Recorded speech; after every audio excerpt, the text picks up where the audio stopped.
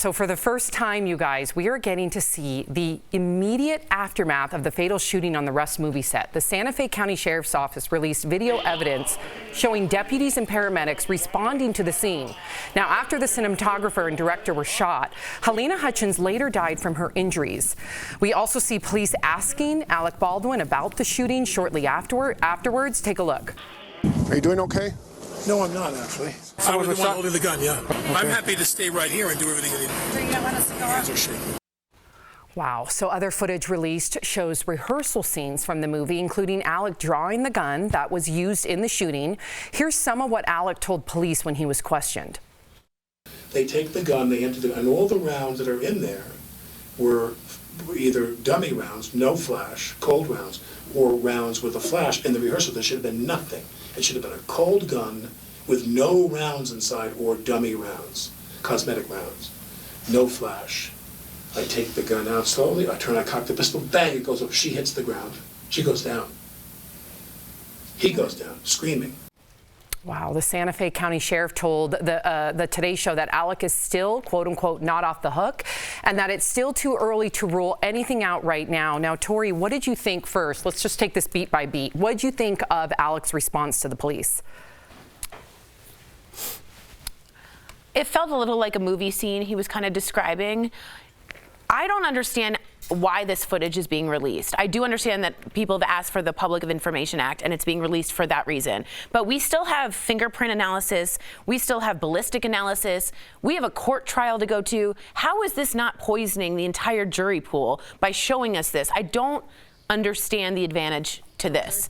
I don't understand the advantage for Mr. Baldwin. I don't understand it against him. I just think this is way too much personal evidence that they should be keeping for people that have a say in what happens here. And it's very graphic, and we didn't show that. You can see her lying there. I don't understand why we need to see that. That makes me angry. To Tori's point, how do you think this affects Halyna's family?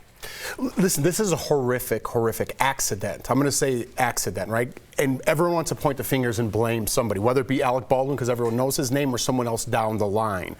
As far as Alec Baldwin, the actor, goes, watching this, I was kind of in my stance that I didn't blame Alec for it, and I'm even more so after watching this. I didn't think it was a movie scene. I thought it was very realistic. I thought it was being cooperative. He said his hands were shaking. He went through exactly what happened. I'm not an actor, right? I've done a couple things, but when I'm doing something like that, I focus on what I have to do. Here's my lines, here's my beat. If there is someone in charge called the armorer, if I was walking down this hallway and there's a job that says this hallway will not be wet, I'm not expecting it to be wet. So if I'm not worried about that, and it's a rehearsal, which there shouldn't be any rounds at all in there, I'm worried about what I have to do, not if there's something in there. I understand there was other procedures and things that happened on the set, but as an actor, I'm not thinking about that, right? So I'm again on Alec Baldwin's side, the actor, the producer who's overseeing the set. Now that's where he could get in trouble.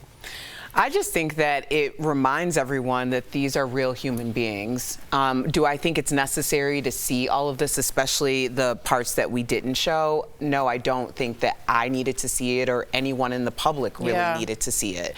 But it does definitely add the human element to it. You know, we talked about yesterday with Megan Thee Stallion and like having to say what happened in the moment when you are actually a person in shock. And I don't know how many people have been in shock and like high intensity situations, but it feels like you've run a marathon. Like that stays with your body for days, if not a week. So the idea of seeing someone go through the motions, even though it feels and looks very calm, I don't know if humans are really capable of doing all of that. So how accurate was anything that he was saying in the moment anyway? That's an interesting point. I think too, Tori, like there has to be blame placed.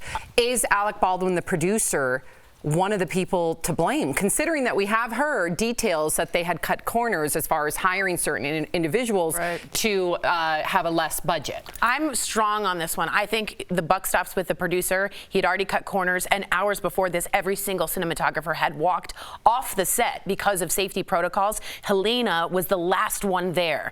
To me, that's just not something that you can forget and go into actor mode. That's a production crisis. And if you're not fixing that, then it's on you. I think he has some negligence in this, yes. What do you think is going to happen to Alec's career after this? I don't think anything. You don't? Yeah, no, I don't. I understand how high profile this case is, right, and how much we're following it. But again, me personally, I know you think opposite, and I know a lot of people do. I don't think this is going to affect him, right? It's terrible what happened. It's a terrible, terrible tragedy that happened. I don't know. Alec Baldwin does his own things that affects his career, but I don't think this is one of them. Yeah, wow.